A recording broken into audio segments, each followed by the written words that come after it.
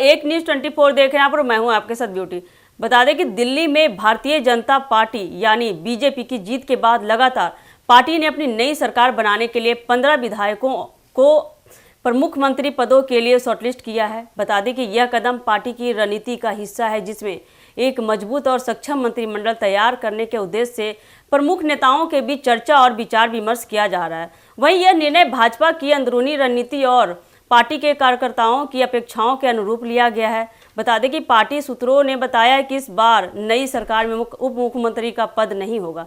यह निर्णय इस तथ्य पर आधारित हो सकता है कि दिल्ली में भाजपा ने ऐतिहासिक जीत हासिल की है और पार्टी की शीर्ष नेतृत्व चाहती है कि एक मजबूत और एकजुट नेतृत्व के साथ सरकार बनाई जाए, जिससे कोई भी क्षेत्रीय या व्यक्तिगत विवाद उत्पन्न ना हो। बता दें कि उप मुख्यमंत्री का पद सत्ता के विभाजन के प्रतीक के रूप में देखा जाता है और इसे छोड़ने से यह संकेत मिलता है कि भाजपा नेतृत्व पूरी जिम्मेदारी एक व्यक्ति पर रखना चाहता है। यह संकेत मिलता है कि भाजपा नेतृत्व पूरी जिम्मेदारी एक व्यक्ति पर रखना चाहता है, जो पार्टी के उद्देश्य और विकास के लिए स्पष्ट रूप से उत्तरदायी होगा।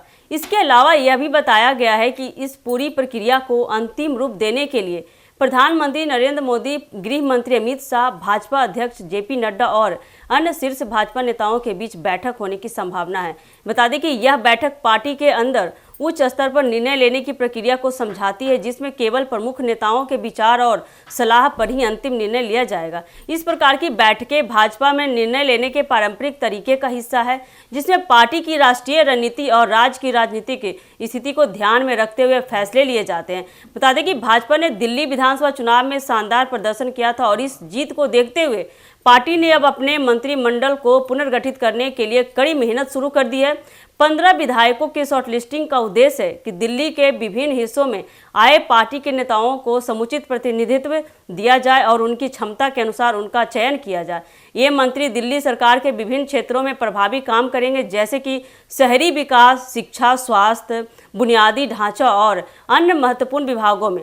पार्टी ने इस बार अपनी चुनावी जीत के बाद भाजपा के भीतर गहरी रणनीतिक समीक्षाएं भी शुरू कर दी है। बता दें कि भाजपा को यह एहसास है कि दिल्ली की राजनीति में अपनी पकड़ बनाए रखने के लिए उन्हें न केवल सरकारी कार्यों में सफलता प्राप्त करनी होगी, बल्कि पार्टी के भीतर एक मजबूत और सामूहिक नेतृत्व में भी पेश करना होगा।